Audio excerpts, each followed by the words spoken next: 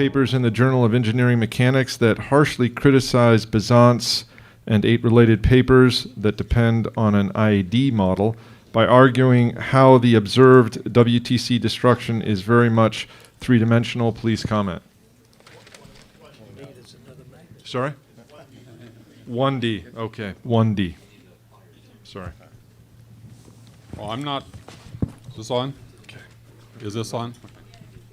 I'm not quite entirely sure what the question is. However, one thing about Besant's model and what I followed in responding to Besant, like just treating the blocks as solid blocks. In fact, the towers are collections of vertical columns and then cross members and so forth. So it had a lot of structure to it. One of the questions I had in terms of this issue is if you basically have a bunch of the columns basically being like mostly air and tubes and all that, and then you have all these spears of steel aiming at each other, like what would happen if they just spear past each other? And like, you know, there's no impact or very little impact at that point, right? And I had one of the people who unfortunately is not here. You should add to the conversation. But Tony Zambodi and I had a interesting conversation about this, and he was describing the columns as being, you know, they're very heavily cross-braced. And so if you have these columns spearing past each other, what's going to be happening is you're going to be tearing up the cross-bracing of both sections, the falling section and the lower section. So by the time the top section had penetrated down its own size into the rest of the building, the cross bracing's gone and you have loose material. And so at that point you basically don't have any pile driver left. And so even if you describe it in a more probably accurate way than the idea of crushing blocks, you would still have the mutual destruction of both sections at an equal rate. And given that the top section is so small, that's going to go first. So that's basically I don't know if it addressed the actual question, but that's what I had to say about it. Okay, thank you. For Kevin Ryan and John Cole, many people and publications, apparently, have questioned the original construction of WTC 1 and 2, stating the possibility of lax standards or cost cutting that would have made it easier to collapse due to substandard methods. Your response? My response would be that the Twin Towers were built to all the applicable codes at the time. I believe even when NIST looked into this, there was no fault back on the original designers of the Twin Towers. So I don't think there was any building codes violated. And in fact, I think back then, before all this computer analysis where we can really hone things down from a structural aspect to get it to be more and more efficient, typically some of the older buildings actually were more robust than some of the newer buildings out there. So again, that's my opinion, but I don't think there was any fault as far as the construction whatsoever. Kevin? Is that mic on? You have to hold it very close too, very close. Yeah, this is Kevin. All I can say to that maybe that might help is that the people who built the World Trade Center towers were given multiple awards for the engineering and construction, so that they were recognized at the time as being, if I got the quote correctly, the greatest contribution to engineering and mankind at the time. And of course they stood with no problems whatsoever, no indication of any structural issues prior to 9/11. I think that's about as much as I can say on that. Okay, thank you. How can one keep thermate, an unstable compound, stable until the time of use, and for how long?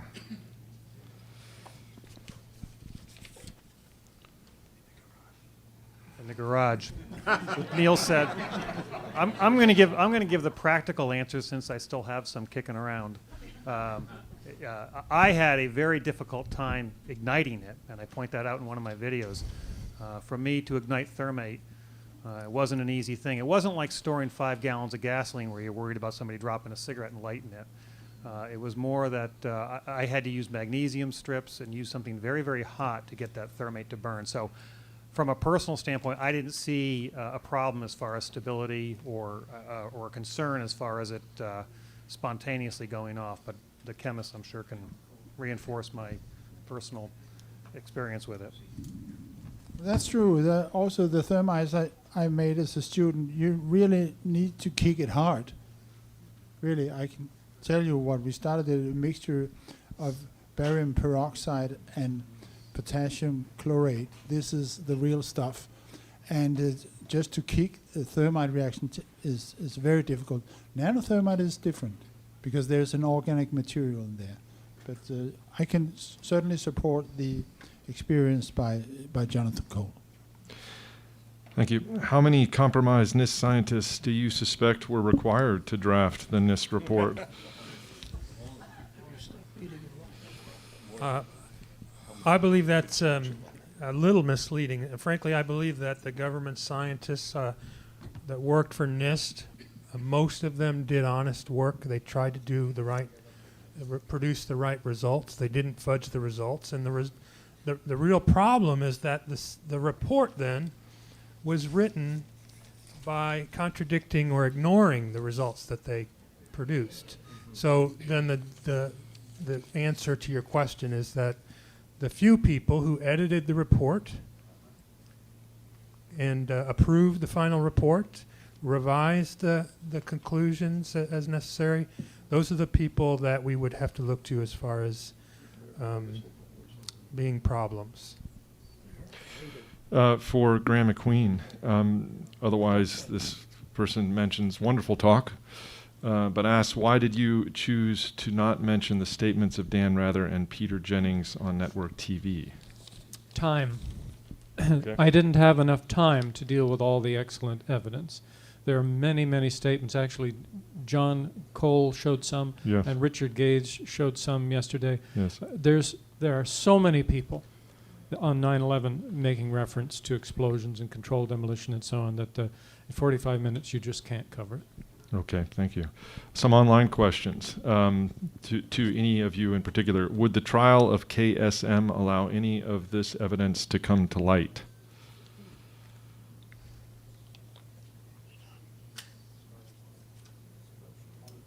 It's all they are asking. There's no qualification on that.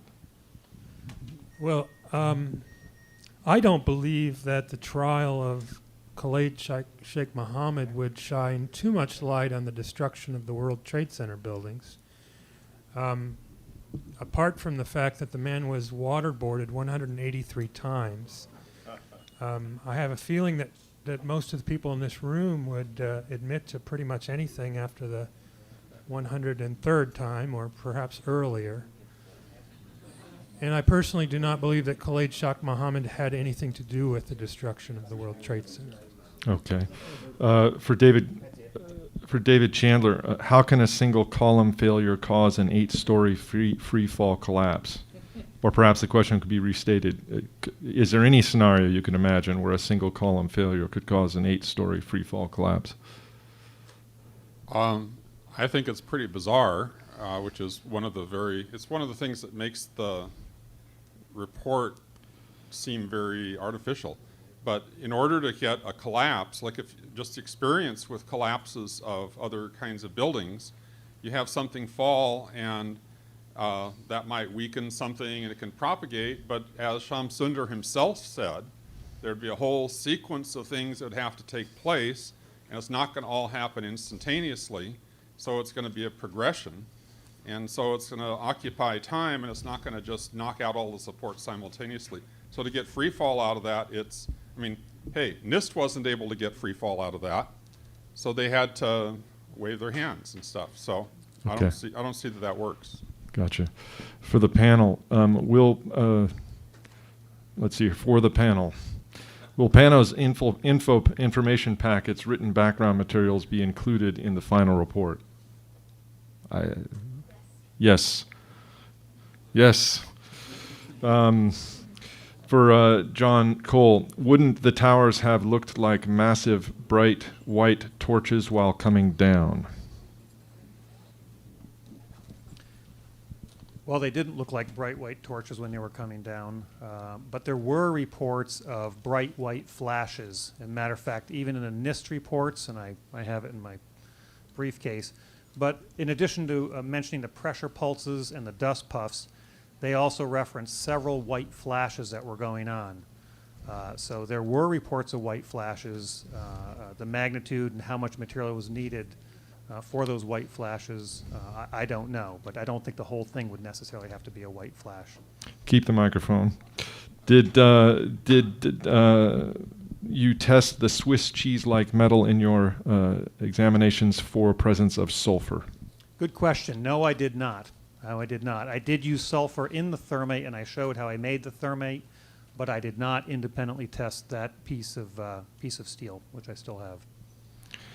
And this question comes up to anyone. It may be sort of more or less explained. What about reports of major renovations done on both towers before 9/11? Major renovations. Major renovations include modifications of the office areas, and there are references to that in the NIST report. I can't say they're comprehensive, but the NIST report does include reference to major renovations, which floors they were performed on, and which tenants therefore were impacted. It's interesting to note that the agreement with tenants was that the Port Authority of New York and New Jersey would be responsible for modifications to the core areas of the towers. And largely, the floors apart from that, if there was an active leaseholder, they would be largely responsible for modifications within the occupied areas. Not entirely, but largely. John Cole, could water used to put out fires cause sulfur in gypsum to attack steel? I'm not sure. I'm not a chemist. However, I did apply water to the gypsum on one side of my my test that I did. One side was dry. The other side I did soak in water. I doubt it. Maybe I can ask the chemist that, but I don't know if that could, if adding water to an existing hot fire with burning wallboard could take the calcium sulfate and turn it into element sulfur. I don't know the answer to that. John Cole, also, about approximately how many people with similar background as yourself are there in 9/11 groups that you're familiar with, or AE 9/11 Truth? About how many of your background? I'm not sure, but again, as Richard Gage mentioned, I think there's 1,550 registered architects and or professional engineers. I don't know how many. Excuse me. I don't know how many are civil engineers in that group. But you can go online and you can actually see what the specialty is for each one there. Kevin Ryan, does thermite account for molten metal in basement for over periods of months, or for buildings turning to dust? That seems more or less answered. Yeah, I think that thermite is an explanation for molten metal, not only pouring from the buildings, but also in the debris pile. And then for pulverized dust, I think that the experiments that were shown today at the hearings demonstrate that there is the power to pulverize materials. Niels Harrit, why didn't you test the thermitic activity of the chips in a vacuum? Because the only known differential scanning calorimeter done on nanothermite was done in air. We actually called Tillotson, is the author of this measurement, and we asked him specifically, did you run it in air, or did you? And it was run in air. So for comparison, we did the same thing. Another thing is that the World Trade Center was not demolished under argon. So Okay. What is the estimated, for Niels Harrit, what is the estimated, if it exists, or what would you estimate to be the volume of thermitic paint needed to create total destruction of the buildings? wow, that is a huge one, because I I can't say. But it is a lot. And if you can make a calculation based on the amount of nanospheres found in the RGLE group, and it points to a huge quantity. As I have, we should not go into numbers, but I would say it implies that the red grade chips alone cannot account for the formation of all the ionospheres. There is no doubt that there was more than one thermitic process going on. It's implied in the numbers, in the quantitative numbers, the quantities found by the RGLE group. That's all I can say for sure. Okay. It's a lot. Okay. This, again, we're going to questions that are from our audience gathered. The International Center for 9/11 Studies and Judy Wood's movement disagree on the mechanism of the destruction on 9/11, but agree that the official story violates the elementary laws of physics. Can't they, that is, these particular groups, find a way to at least work together on mobilizing support for a legitimate investigation? Judy Wood? Judy Wood? Yeah. The answer for my personally is no. She's talking about directed energy weapons, and let maybe a few comments on that. Energy is not a thing. It is a concept you use in calculations. And so when you're talking about weapons, you have to talk about things. If somebody is hitting another person with his fist, this is an energy-directed weapon. The only weapons not being energy-directed are biological weapons. So we have to ask Judy Wood exactly what is the directed energy weapon she's talking about, because we haven't heard of. So before any cooperation with Ms. Judy Wood, please tell us what you're talking about. Okay.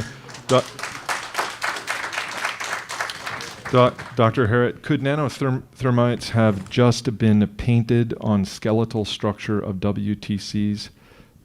Well, I don't know what the questioner means by just. Yes, good point. Because it could be, yes. Okay.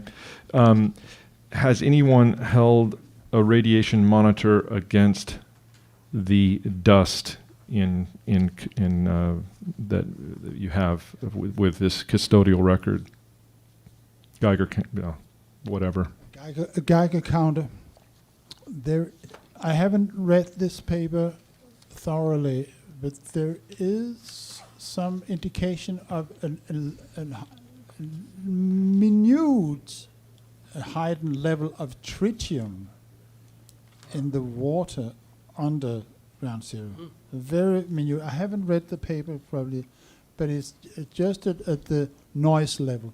Have you read about it? Yeah, actually, Professor Stephen Jones has wrote a paper a number of years ago spelling out the dozen or so evidentiary points that that show that a nuclear device was not present at the World Trade Center. There's quite a few of these. I can't remember them all. I've forwarded them to people who continue to ask about it.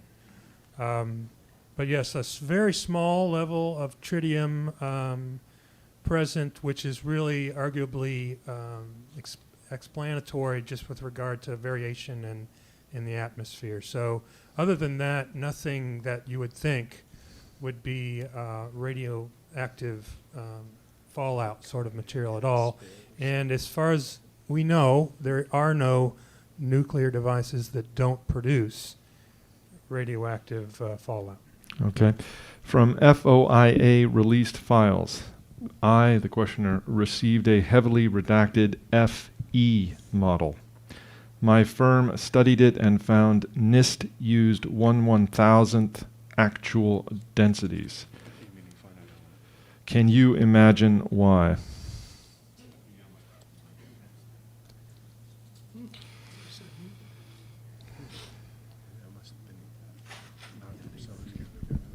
The reference here is to finite element analysis, and the claim being made in the question is of a discovery through the study of Freedom of Information released files that the NIST was, I suppose the word would be fudging, material densities by a very major factor.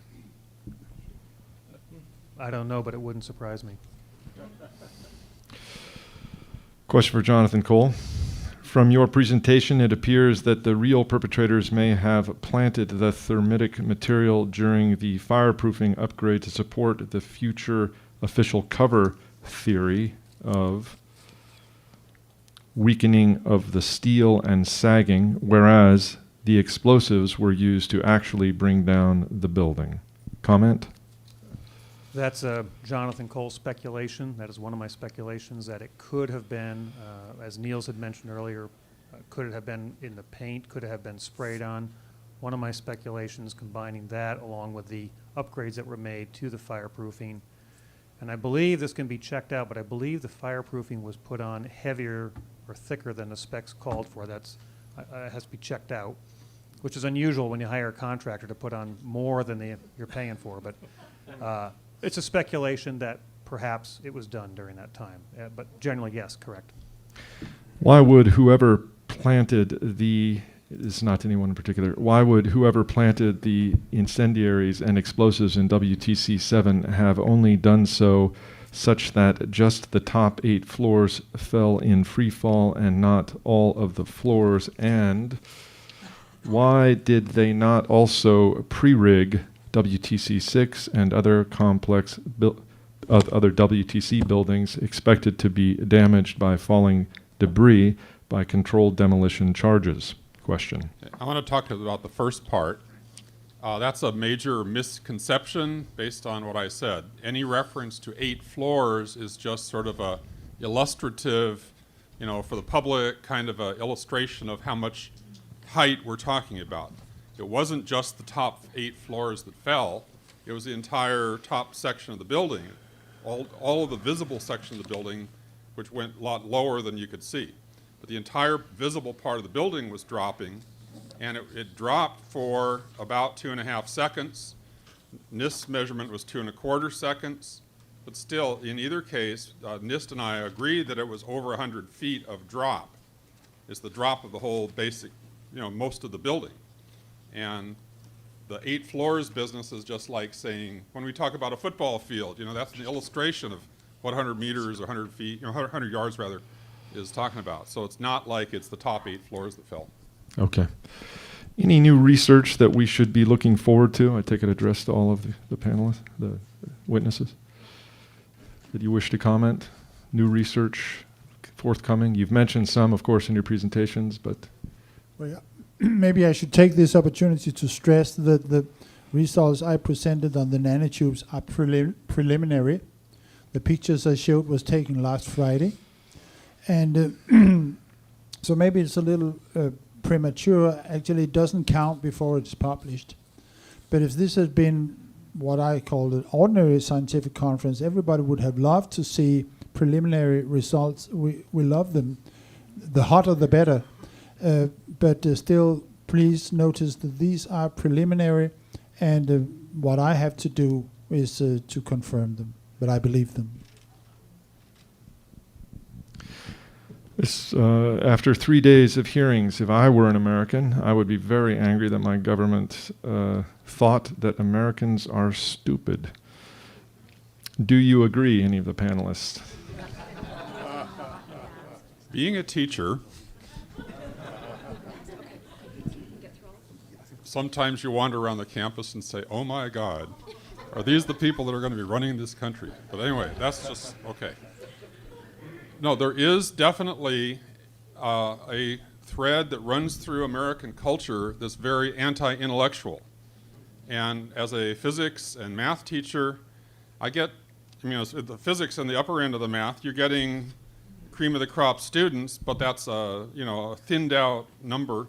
And the bulk of the students frequently are not getting what I would consider to be an adequate science and math education.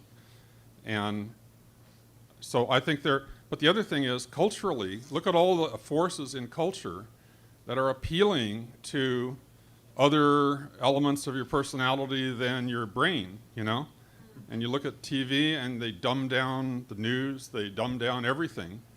And so it's not a very intellectually stimulating environment. And so my number one recommendation, all of you, turn off your TVs.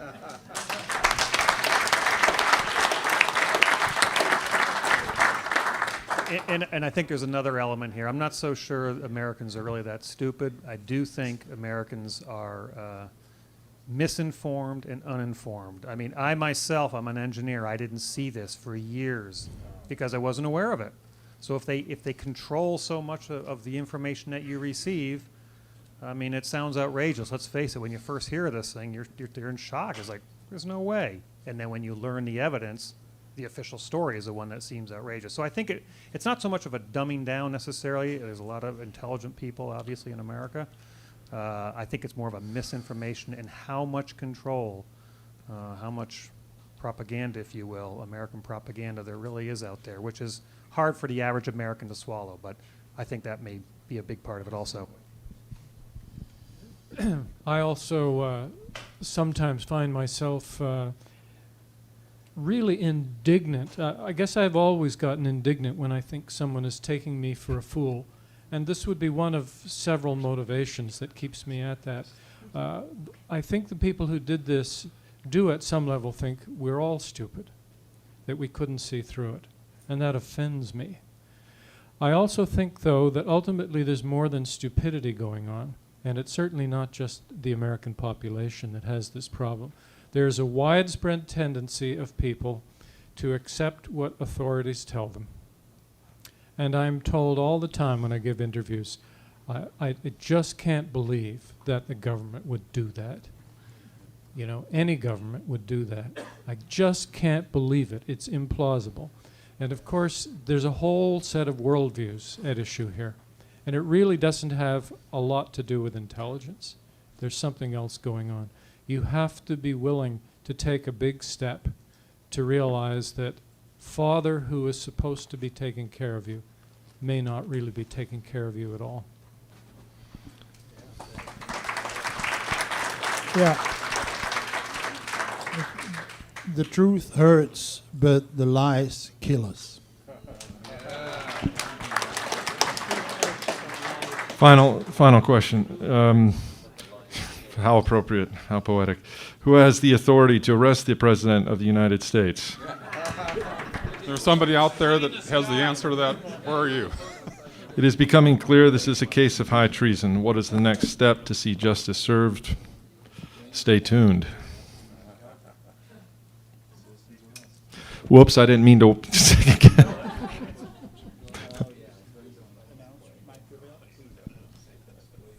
Professor Harrington, I would like to suggest that you do make time to be here tomorrow for some ideas from Senator Gravel.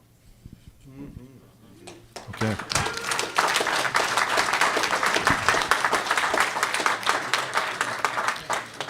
Well, with that, then we announcements. Okay. Hi, I'm Lori. I'm one of the steering committee members, and I have a very brief but very important announcement to make.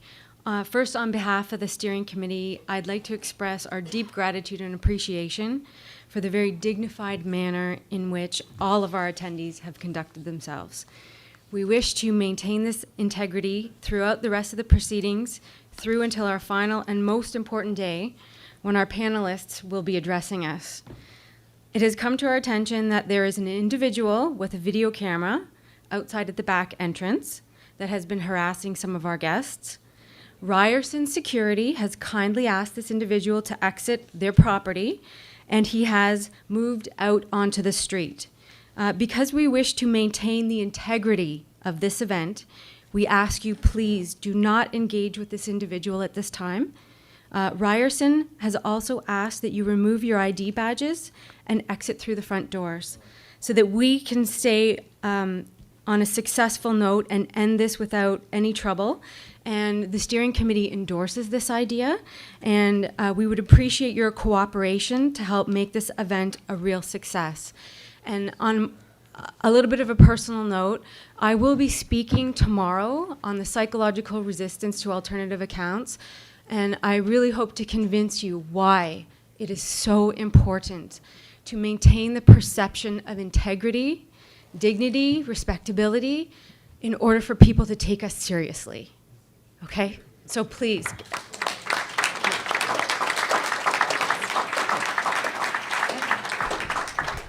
Thank you, Laurie.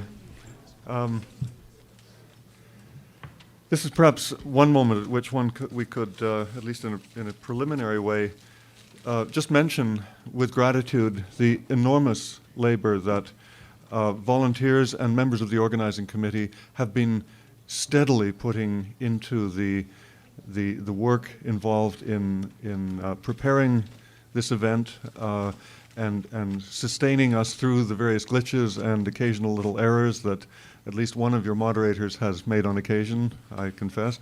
I have looked on at this work with admiration and enormous gratitude.